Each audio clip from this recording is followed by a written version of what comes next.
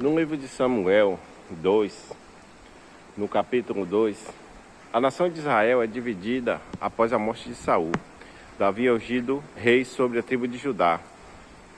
E em Hebron, que é a cidade, enquanto em Isbosete, filho de Saul, reina sobre o restante de Israel, essa divisão resulta em uma guerra civil brutal, marcada pelo trágico confronto entre o exército de Abner e Joabe.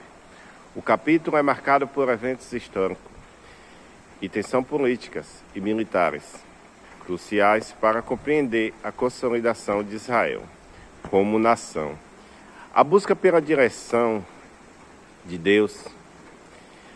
No verso 1 e 4, em vez de tentar tomar o trono pela força, após a morte de Saul e Jonatas, Davi consulta a Deus e o Senhor orienta a ir para Hebron, onde os homens da tribo de Judá o ungem como rei.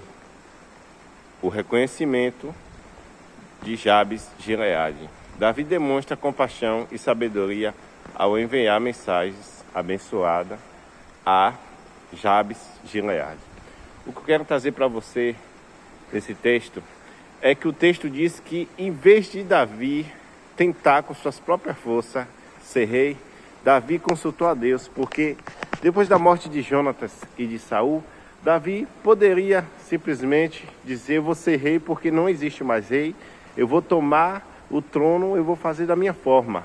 Mas Davi fez diferente. Davi foi consultar a Deus, porque Davi temia ao Senhor, Davi confiava em Deus. E tudo que Davi fazia, Davi consultava a Deus, se eu posso ser ou não.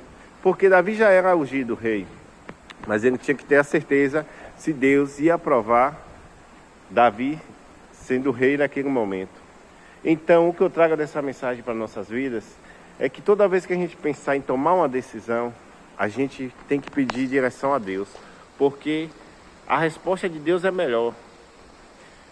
Por mais que surjam oportunidades, por mais que a proposta seja boa, confie em Deus e peça direção a Deus, porque Deus tem o melhor. Porque às vezes que a gente tenta fazer as coisas com o nosso próprio braço, às vezes a gente se atrapalha lá na frente, porque Deus não permitiu. E quantas vezes a gente erramos quando tentamos tomar a decisão por nossa própria vontade. Davi foi um grande rei. Por quê? Porque ele confiou em Deus. E toda vez que Davi descia para uma guerra, ele perguntava a Deus, ele consultava a Deus se poderia ir, se ia ter vitória. Entenda essa mensagem para a sua vida. Consulte a Deus todos os passos que você vai dar.